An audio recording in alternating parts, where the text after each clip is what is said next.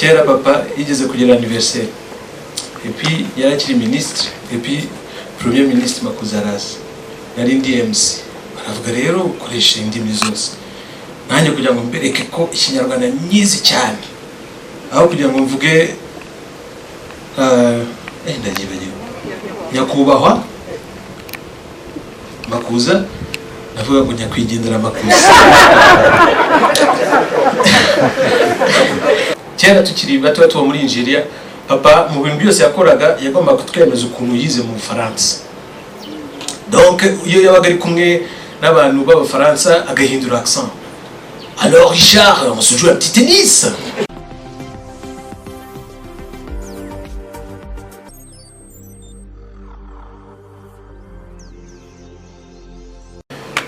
Ngiye kubasaba ikintu kimwe, ikintu cya mbere nuko navanaho mask kubera emotion iri gutuma burumuka. Mais n'ikindi ndaza kubasaba ko mvuga mu ndimi zose. Hari impamvu ebyiri. Impamvu ya mbere nuko papa afite abashuti benshi baba ahantu hatandukanye. Impamvu ya kabiri nuko nshobora kuvuga ikinyarwanda cyane reka mabwire histoire. Kera papa yigeze kugira anniversaire et puis yarakiri ministre et puis premier ministre Makuzarazi yari ndi MC baravuga rero ukoresha indimi zose nanjye kugira ngo mbereke ko ikinyarwanda nyizi cyane aho kugira ngo mvuge ndagibagiwe nyakubahwa Makuza navuga ngo nyakwigendera Makuza rero kubera impamvu za protocole ndasaba ko mvuga mu ndimi zose.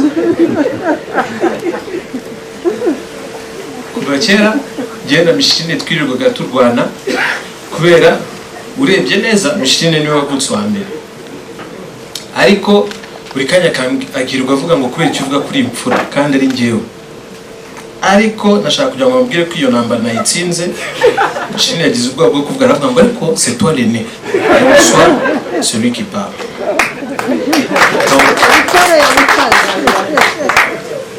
It's a message ariko I'm going to read it. And now the end is near, and so I face the final curtain. My friend, I'll say it clear. I'll state my case, of which I'm certain. I've lived a life that is full. I've traveled each and every highway. And much more than this, I did it my way. Today, I speak on behalf of Joe's children. And just like I've said, we have finally settled the debate. I am the oldest. Papa and Mama had 4 children, but I would say that they have thousands that they were responsible for. Abantu babizi hano mu rugo twahitaga centre des jeunes. Atari uko papa yari minister of youth, ariko ni no kuva kera muri Nigeria. We always had people at home. Cedric, Eric, Micheline and I, but those are the 4 children. But Dad had gained another daughter who is called Cecile. And actually in his phone, he had called Cecile Habineza. Actually, he had a thing of calling all our girlfriends Habinezas. It was a way to tell us that it's time to get married. Dad had 1,000 lives. And what I want to do is to describe the different aspects that many of you might not know. Regrets, I've had a few, but then again too few to mention. I did what I had to do and saw it through without exception. I planned each charted course, each careful step along the byway, and much more than this, I did it my way.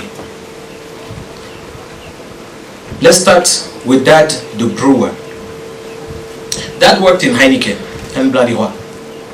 He was so loved in Nigeria that they used to call him a Nigerian born in Rwanda.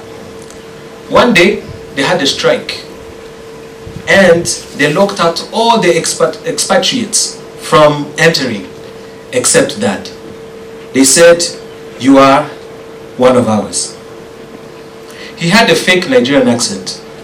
And I say fake because we all knew that that's not how Nigerians talk. But he ate all the local food and drank all the Nigerian drinks. So, I want to say, thank you to all the people that we lived with. Tonton Célestin, Papa Kevin, la famille de Papa Sabou, Maman Sabou, Lambert, Willy, Marcel, Tonton Marc, Papa Aimé, et Maman Annie. Thank you to Uncle Femi, Mrs. Ophélie, all the Nigerian Breweries family, Festus. Actually, Kubanu Watari busy. Dad is an ICT person. What are the odds? He should have been in sales from long ago, because his character was set up in a way that he was a great salesman. Yes, there were times, I'm sure you knew, when I bit off more than I can chew, but through it all, when there was doubt, I ate it up and spit it out. I faced it all and stood tall. Once again, I did it my way. Dad, the politician. So, Papa Diabli Politique in 2004. It was on Mom's birthday. We were all seated celebrating Mom's birthday. And then all of a sudden, on the news, they show a Minister of Youth, Sports and Culture, Mr. Joseph Habineza. And we looked. That looked familiar. That sounds like a familiar name. But all of us were scared, like I've said. Because Tantine Irene, Jonas and Papa have one problem. They laugh too loud. And when they laugh, they put up their legs.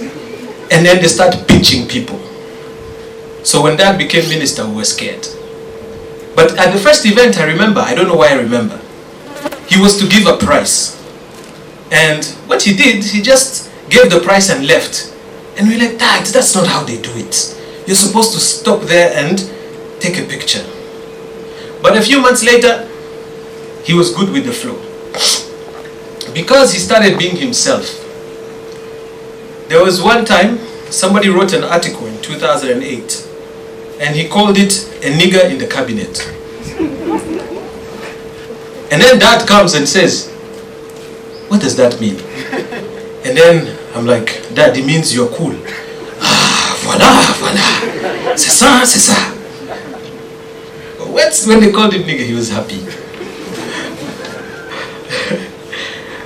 But ce qui a fait de Papa un leader exceptionnel, ce n'était pas tous les projets qu'il a fait. Il en a fait beaucoup. Ce n'était pas qu'il a eu un impact sur beaucoup de gens. Ce n'était pas ça. Tout le monde peut le faire. Ce qu'il a fait, c'était un leader exceptionnel, c'est qu'il était humain. Tout le monde se voyait en Papa. Tout le monde aimait Papa, pas parce qu'ils avaient peur de lui, mais parce que en lui, ils pouvaient se voir. J'ai écrit ça, ibingibi ndabivuga kandi nandi guseka ngavuga ngo nimara kubivuga igihe kirandika ngo Mungu Habineza yavuze amagambo akomeye. Ariko ndayavuga. Here I'm celebrating that. In a place aho nyumba 10 aba nk'umwami cyangwa akaba nk'Imana. Papa was humble. Papa picked every call. Yitabaga tuvugane, akitaba 0830, akitaba abantu bose. Ariko n'ikindi yafataga abantu bose neza. Niba mutabyemera, muzabaze abasekirite be, muzabaze abamukoreye mu rugo, atari n'abandi bo hanze, muzabaze abo mu rugo. Because one thing about him, he never took himself too seriously. He always said, take your job seriously, but don't take yourself too seriously. And for that, I would say on behalf of everyone, thank you. Because you gave us an example of what it means to truly be a servant leader. I would like to quote the Bible.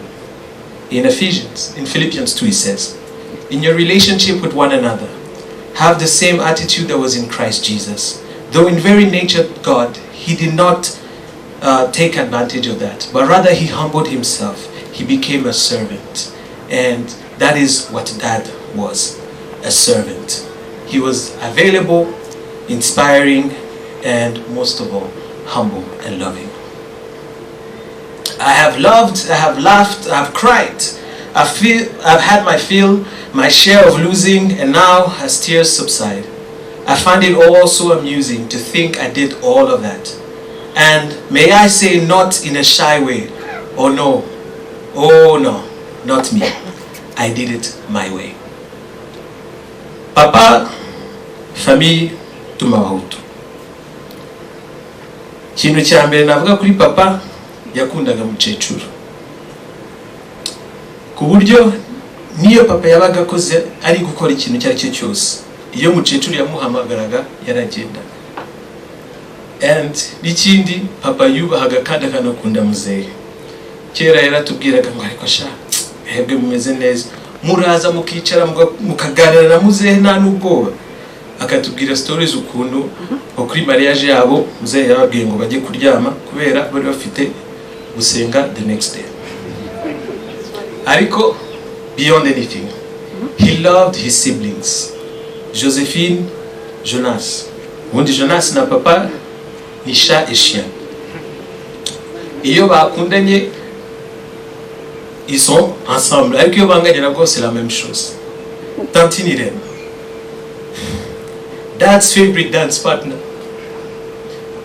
Kuva tukiri batoya, I was always surprised iyo papa yashaka kugira ngo yishimishe cyane cyangwa ngo abyine yahamagaraga Irene. And then weirdly enough, Tantine Irene na papa baricaraga ijoro ryose bakanywa bagaseka. And then Tantine Leokadi, every time you talk about Tantine Leokadi akabukunda amazing nka mukecuru, but they're the same character because she's too good. N'umwana mwiza. And then yarafite na ushye witwaga Nisi yatawitabye Imana in 94. And then Jean Paul yamwitaga twin, yari imangaye. Impamvu nuko basaga cyane. Jean Paul akiri umwana, akiri umujene, yajyaga muri boîte akereka identity ya papa akanywera ubuntu. Ariko barakundanaga cyane. And then Yvette ariwe ucura nawe yari inshuti cyane. Ariko papa nyuma mbere yuko muzehe yitaba Imana yamugize chef de famille. As chef de famille, he took his job seriously and also not serious. Reka mabwize ukuri. Ubundi iyo umukuru w'umuryango bagiye gutanga, baje gusaba umugore cyangwa ikindi, abandi baba bari bicaye bibaza ese turavuga iki, cyangwa bari kwitegura kugira ngo babahe bagiye gutanga umugeni. But he was always very happy when Yvette, Agnes, Charlotte got married. When others, for weddings, they are always worried about what they are going to say. Ariko papa buri kanya iyo twabaga turi muri mariage yabo ngabo navuze, papa ikintu yarari gukora, yarari kunyohereza lyrics z'indirimbo turi buririmbe. Cyangwa gahamagara Tantine Irene ngo turinjirana niye ndirimbo. Kuko bwa Yvette yaririmbye Stuck on You. Kubwa Agnes aririmba I Can Be Your Hero. Ariko lyrics zamunaniye aho ngaho. Kubwa Charlie aho yaravuze ngo aba ni mu barokore turirimbye ashaka kwirukana umwana wacu. So turirimba mbese urukundo rw'ibanga. For what is a man, what has he got? If not himself, then he has not. To say the things he truly feels, and not the words of one who kneels. The record shows I took the blows and did it my way. Joe, the family man. Imana ijya kurema yararebye iravuga ngo ni gute narema abantu babiri batandukanye cyane maze noneho mbashyire hamwe. Ubwo ni Mama Mapasa, Justine Kamporo Kajyambere na Joe Habineza. They are very, very different people. tukiri abana twibazaga ariko se how did these people meet, because they are both different. Kugira ngo mbere ukuntu batandukanye, one simple example, going to the airport.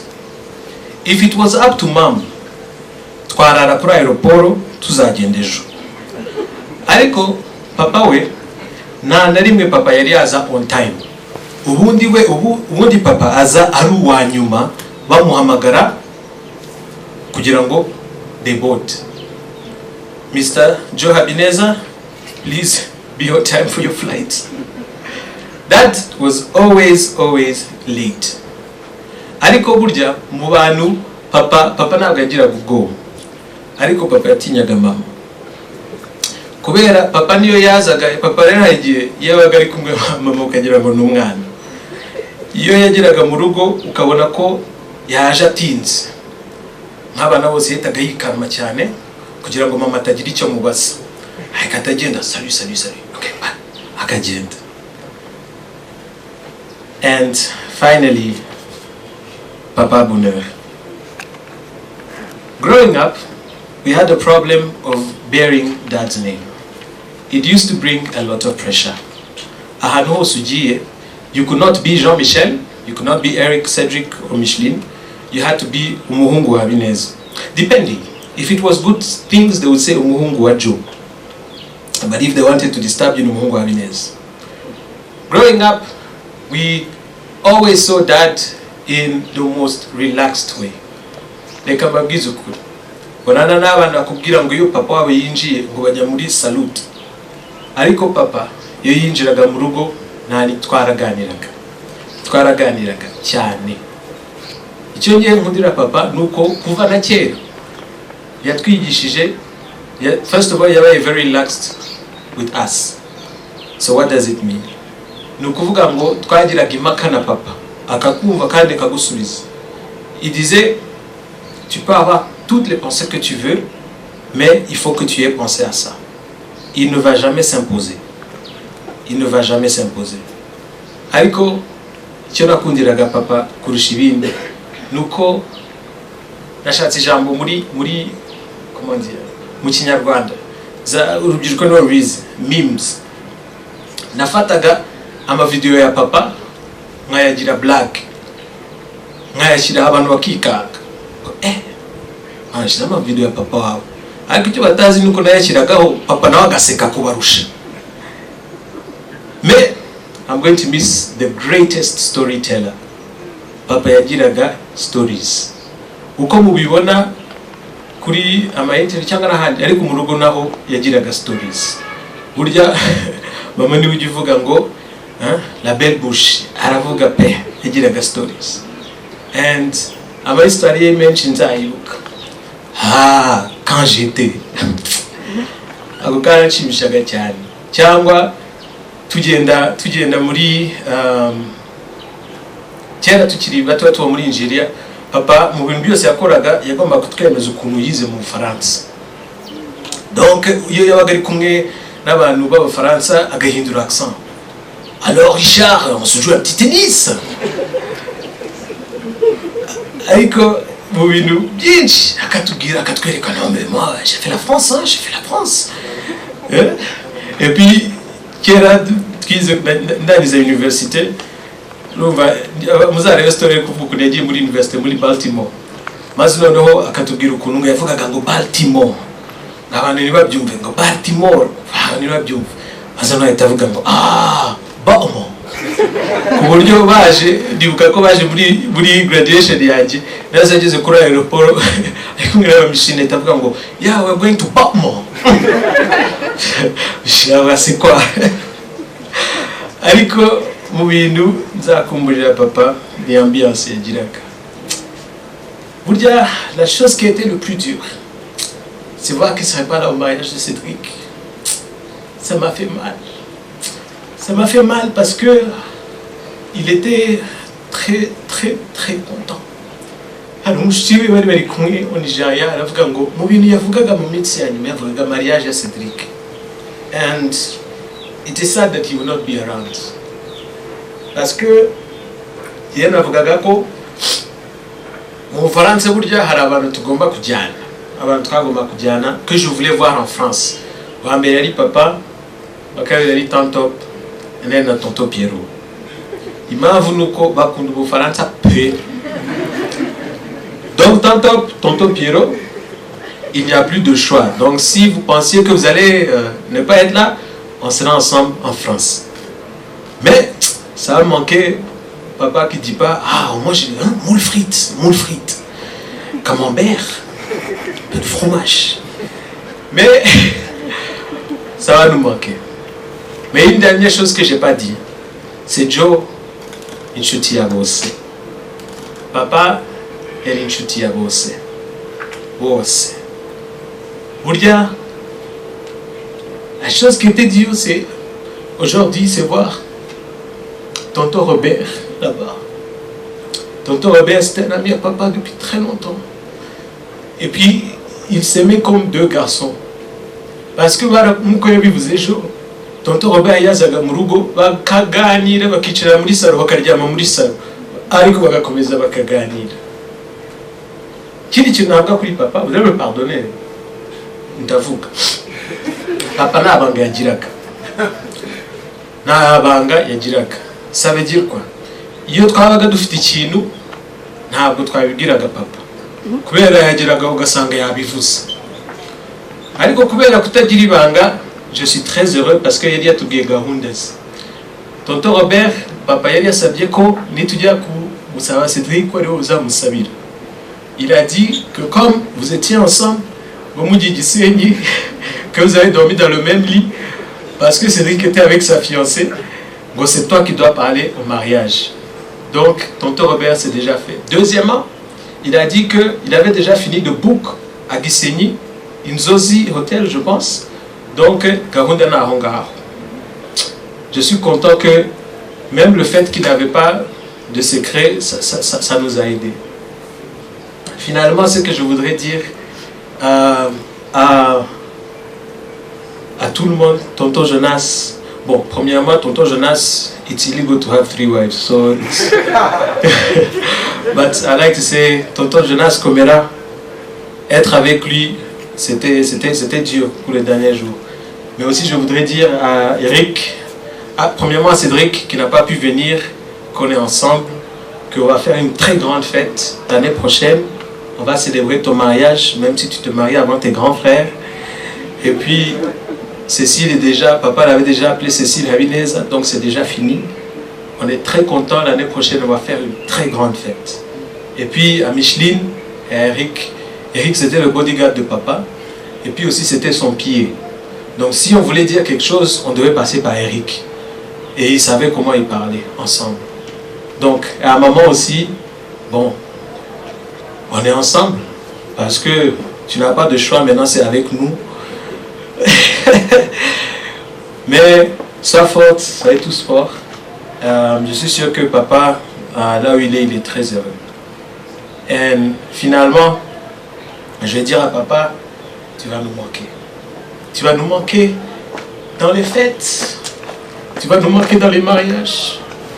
Tu vas nous manquer dans tout, à la maison, dans tout. Tu vas nous manquer.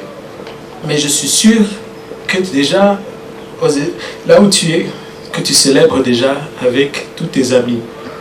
Salut Mouzé et Papa Richard et tous tes amis, Papa Ingi, Maman Ingi et tout le reste. Salut-le de notre part. Je suis sûr que vous avez déjà commencé à faire la fête. Et puis je suis très très très heureux. Merci beaucoup.